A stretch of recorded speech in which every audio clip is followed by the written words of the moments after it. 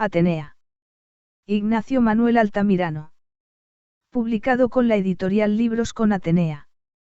Consulta nuestra web librosconatenea.es, descubre todos los libros que hemos publicado y atrévete a publicar tu libro con nosotros.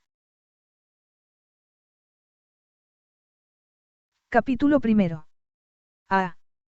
Esto es lo que siento en torno mío, y también es lo que siento dentro de mí. Ningún asilo podría convenir más a mi espíritu en el que ha cerrado ya la noche de la desesperación. Si hubiese ido para ocultar mis penas y apurar el amargo cáliz de mi dolor, a buscar un abrigo en la soledad de mis bosques americanos, allí no habría encontrado el reflejo de mi alma, porque en ellos rebosa la vida de la virgen naturaleza, porque sobre ellos se mece la fortuna con las promesas del porvenir, porque el seno de esa tierra parece estremecerse con los ruidos tumultuosos del trabajo y de la lucha, mientras que aquí en Venecia, solo se siente el aliento de la agonía, y el destino se ha alejado, hace tiempo, con fatigado vuelo, de la predilecta de sus amores. No, la América no es el desierto en que deseo vivir los negros días de marasmo y de tedio que no me atrevo a abreviar todavía, porque lo creo inútil, convencido de que son ya pocos. Venecia. Venecia es la ruina y el sepulcro. Aquí encuentro los vastos palacios con las apariencias de la vida y que no son más que mausoleos, en ellos puedo meditar y agonizar, reclinando mi frente enferma, en cualquiera de esas ojivas de mármol en las que parece reinar el genio del silencio y de la muerte. Capítulo segundo. Venecia, mayo de 2016. Y sin embargo, cuán hermosa es todavía esta antigua señora del mar. Paréceme una reina destronada, envejecida, triste y pobre, pero que conserva en su desamparo y en su miseria todos los caracteres de su majestad nativa y todos los reflejos de su belleza inmortal. Pasé la mañana escribiendo y arreglando papeles. Después tomé el excelente almuerzo de este Hotel Bernardo, uno de los mejores de Venecia, y dormí algunos minutos arrullado por el rumor de las góndolas, por las pláticas y cantos de los gondoleros y por el cercano ruido de las olas del Adriático. Todo aquí es extraordinario, los sonidos llegan al oído, velados y suaves, el antiguo misterio de la vida veneciana parece conservarse en las conversaciones, en los rumores lejanos, y en el silencio profundo que ellos interrumpen apenas, de momento en momento. En la tarde, una hermosa tarde, de cielo sin nubes, decidíme a salir, para echar la primera ojeada a la ciudad soñada tanto tiempo y en la que pienso vivir y morir. Metíme en una bella y ligera góndola y dije al gondolero, inteligente y gallardo joven, que yo era un extranjero que veía por primera vez a Venecia, y que fuera mostrándome, mientras nos dirigíamos al Lido, todo lo que creyera digno de mención. El gondolero, decidor, como todos, me respondió que en su ciudad todo era notable, todo encerraba recuerdos históricos y gloriosos, y añadió dando un suspiro. Señor, en Venecia, todos no son ya más que recuerdos. Como en mi corazón, me respondí interiormente. Preguntóme después, si no prefería ir desde luego a conocer la plaza de San Marcos. Para los venecianos, la plaza de San Marcos es lo primero. No, amigo mío, le repliqué, mañana visitaremos San Marcos. Hoy deseo ver el Lido. Como gustéis, me dijo, y apoyándose apenas en el remo, comenzamos a atravesar las calles monumentales de esta ciudad poética y grandiosa, y empezó a señalarme palacios y templos, mezclando a sus breves descripciones no pocas frases de singular dialecto veneciano poco inteligible para mí, pero que no tenía interés en comprender tampoco.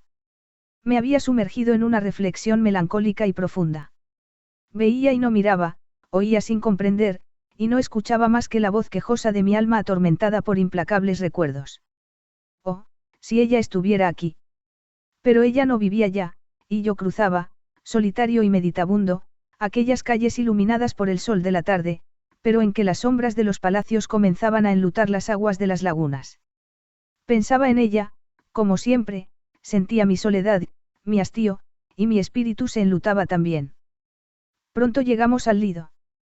Mi objeto no era pasear en él, no era mezclarme en esa lengua de tierra pintoresca y encantadora, gracioso recuerdo de los paseos de las ciudades construidas en tierra firme, sino verlo, conocerlo, forjarme la ilusión de que veía pasar, corriendo el caballo, a Lord Byron, el enamorado de Venecia, y evocar las memorias de los antiguos días de la soberbia república, cuando aquella juventud rica y poderosa se daba allí cita, entre los jardines, y se mezclaban en las muchedumbres embajadores y consejeros, guerreros y artistas, orientales y europeos, princesas y damas enmascaradas, haciendo de aquel paseo una fiesta continua, alegre, misteriosa, dramática, con todos los atavíos del lujo y todos los encantos de la leyenda. Así, poblando aquel lugar pintoresco y animado, con los cuadros de mi imaginación, el Lido me pareció hechicero. De otro modo habríalo encontrado pálido y triste, comparándolo con los paseos de las demás ciudades europeas. Sin embargo, su aspecto no es vulgar, no se ve en ninguna parte, aquella tierra, como surgiendo del seno de mar, limitando sus perspectivas, por un lado, la ciudad, como un bosque de palacios y de cúpulas, y por el otro, las montañas y el mar azul, extendiéndose como un espejo infinito. Después de un rato de contemplación, regresamos a fin de aprovechar las últimas luces del crepúsculo que en Venecia, y en una tarde primaveral como aquella, es encantador. El sol doraba apenas con sus rayos moribundos las cumbres de los Alpes Julianous, y se difundía en la atmósfera, cubriéndolo todo, un vago color de amatista, opalino y dulce. 100 góndolas, rápidas unas, lentas y rezagadas las otras, nos precedían, nos flaqueaban, no nos seguían en ese regreso por el canalazo, pero mi gondolero dejó aquella corriente animada, y tomando algunas calles de través, y haciéndome pasar por varios puentes, se detuvo delante de un grande y majestuoso edificio de elegantísima arquitectura. «Ecco il Palazzo Capello», me dijo con ademán solemne. Yo alcé los ojos. En efecto, nos hallábamos delante de aquella mansión aristocrática y célebre sobre la cual flota, como una aureola luminosa y eterna, la romanesca historia de amores de Bianca Capello, de aquella mujer hermosa y apasionada cuya vida, como la tierra, tiene la mitad bañada por la luz y la otra mitad envuelta por la sombra. ¿Conocéis, supongo, la historia de Bianca Capello?, me dijo el gondolero. Sí, le contesté, y para impedir que me contase lo que ya sabía, y para evocar a mi sabor, aquellos poéticos recuerdos, le hice señas de que me dejase, y me puse a contemplar el palacio con religiosa atención. La vaga claridad del crepúsculo me permitía observar todos sus detalles, admirar su belleza arquitectónica, examinar sus ventanas de forma antigua y sus balcones suntuosos, en los que me complacía en fingir la bella figura de la joven veneciana, como en actitud de expectativa.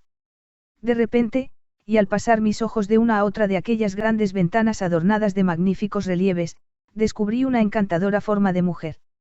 Sí, no era ilusión, no era la alucinación hija del recuerdo, que me representaba allí la animada imagen de la Virgen de la leyenda, era una mujer real, alta, enlutada y hermosa.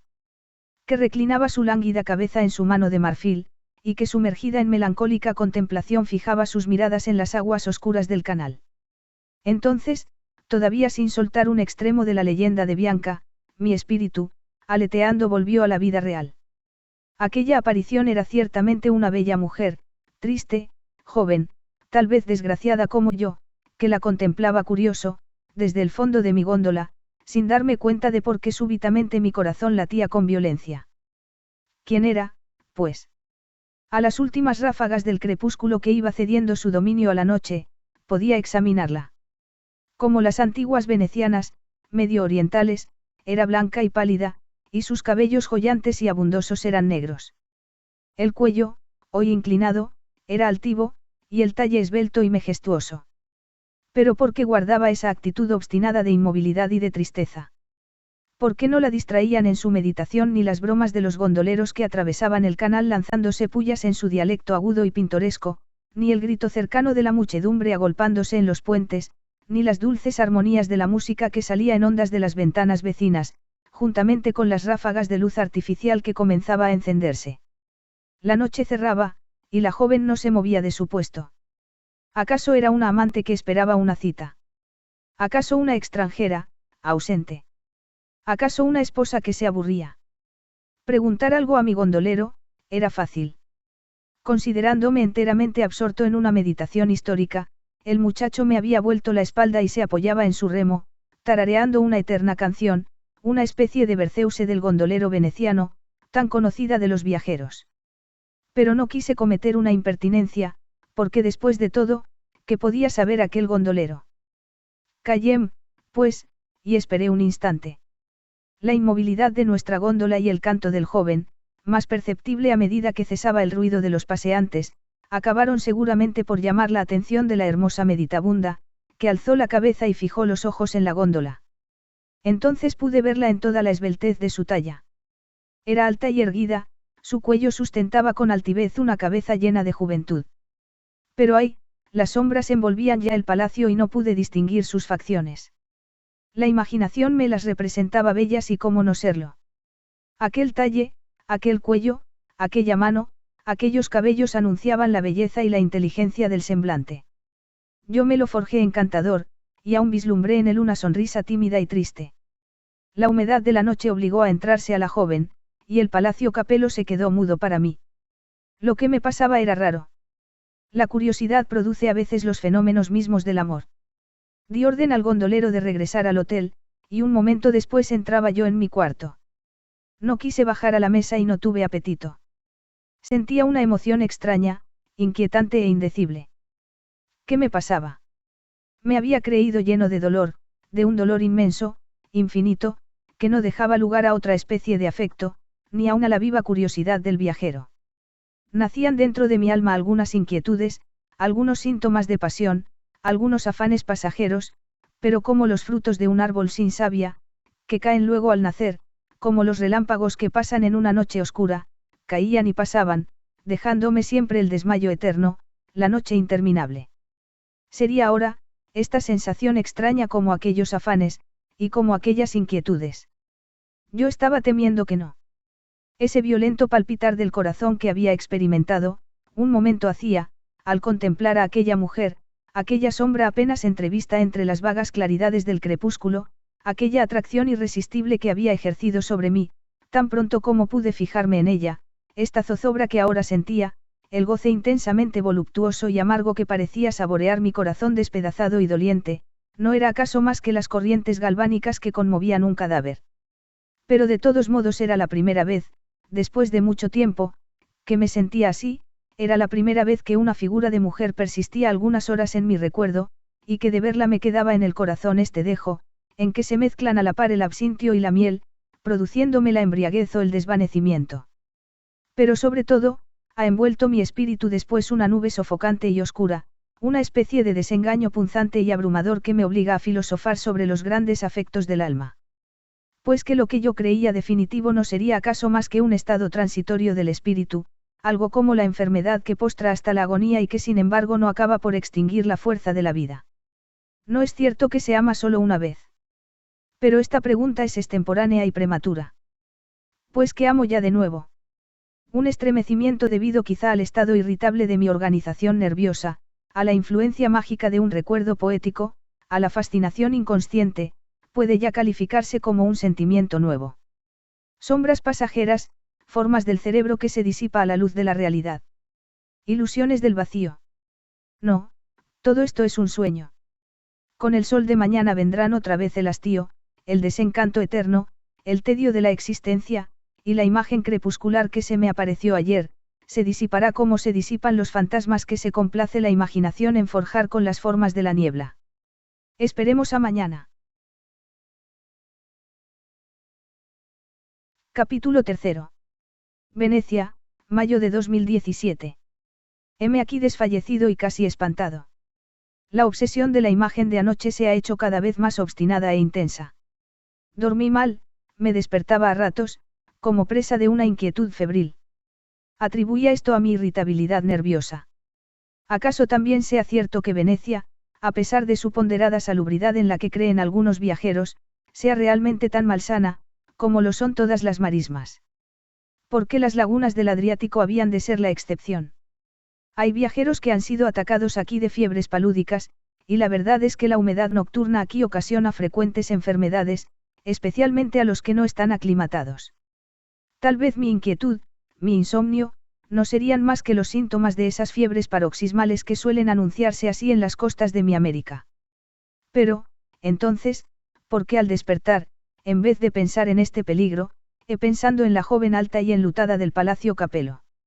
Luego volví a dormirme con un sueño pesado y bochornoso, y aún soñaba, que, la misma imagen inclinándose en su balcón y contemplándome con sus ojos que brillaban en la sombra. Por fin amaneció. y en el primer rayo de sol que al través de los cristales y de las cortinas alcanzó a penetrar hasta los pies de mi cama, no vi más que la misma imagen pertinaz y hechicera. Diríase que tenía yo la visión fija en los ojos, como en los lentes del pobre enamorado de Hoffman. Vestíme y salí. No puedo ocultar que me preocupaba esta idea fija, más bien dicho esta imaginación que me complacía en acariciar, y que me causaba por instantes el calosfrío del miedo. Después de un desayuno fortificado pero tomado con mediano apetito, ocupé mi góndola. Giorgio, así se llamaba el joven gondolero, me esperaba desde temprano, pues lo había prevenido el día anterior. Debíamos hacer nuestra visita a la plaza de San Marcos y examinar la hermosísima y famosa basílica bizantina enriquecida con los despojos y riquezas del mundo oriental. Ah, no vaya a llenar 100 páginas con la descripción de las maravillas que contemplé. ¿Qué podría yo decir de nuevo ni de bello después de tantos? Yo me sentí deslumbrado, admiré y me extasié en presencia de cada una de aquellas maravillas de arte, pero hay, también delante de cada una de aquellas maravillas, delante de cada columna, de cada altar, de cada bóveda, de cada primor escultural, de cada cuadro de los más famosos maestros, la imagen de mi bella desconocida se interponía arrancándome un suspiro. Por donde quiera ella y siempre ella. Pero cosa rara.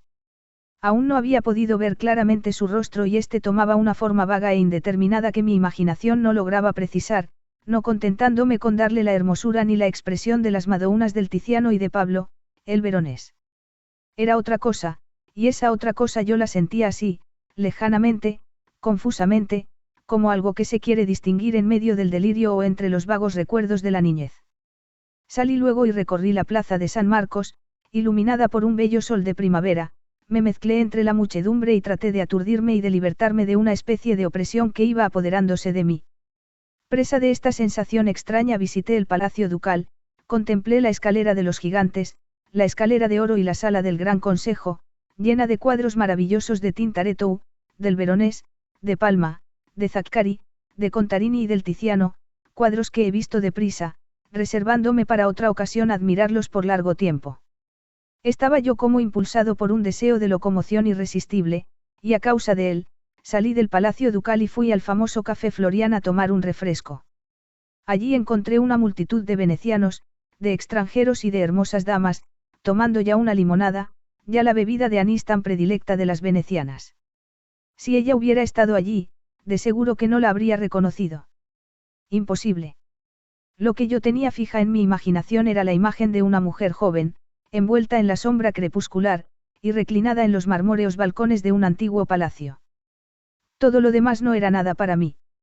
Por fin me separé de allí al mediodía, y regresé a mi alojamiento, demasiado cercano, en la Riva Chiavoni, a pocos pasos de la plaza de San Marcos. Y me eché en un sillón, triste, pensativo, cada vez más inquieto. Por fin, ¿qué era aquello que yo sentía? ¿Amor o locura? Para el amor era demasiado pronto y demasiado raro. El amor es hijo del hábito, decía yo, es preciso haber sido envuelto por la nube magnética que se desprende de la persona amada, para sentirse preso y encadenado. Pero esto es una verdad constante. No se puede amar de súbito y como víctima de un deslumbramiento. El dardo de la fábula no puede clavarse en un instante, también en la vida real. ¿Acaso el amor no es una enfermedad que se contrae en una sola mirada, al escuchar un acento, al estrechar una mano? Todas estas ideas desfilaban ante mí como extrañas paradojas en que nunca había parado la atención. Yo no había amado así nunca, pero es que se ama siempre del mismo modo. En el amor, el procedimiento es siempre igual. En resumen, si esto no era amor, seguramente era locura. Mi pobre cerebro, ocupado constantemente con un pensamiento solo, nublado siempre por las sombras de un pesar intenso, irritado por la desesperación, habría acabado por desorganizarse. Esta sola idea hacía circular por todo mi cuerpo un calosfrío que me helaba y que me hacía sentir, como un puñal clavado en el corazón. Pero si era locura, no era lo natural, puesto que también en la locura hay lógica, que se tradujese en el sentido de mi preocupación y de mi enfermedad moral. ¿Por qué? Pues, la imagen antes adorada se había sumergido en el océano oscuro de mi memoria, y solo surgía en el luminosa, tenaz y querida, la imagen entrevista ayer. De todos modos, hay algo de consolador en medio de este extravío que sufro. Yo he venido aquí para buscar refugio a mis dolores, para morir lentamente, para extinguirme como una lámpara, poco a poco, lanzando los últimos y pálidos fulgores de la razón. ¿Y si encontrase algo que me hiciese vivir, que reanimase mis esperanzas, que me hiciese sufrir, que con nuevos tormentos sobreexcitase mi sangre debilitada y mi fuerza moral decaída, no sería un remedio? Remedio para aliviarme, para apresurar el fin. Acabé por tener fiebre y me adormecí, desfallecido.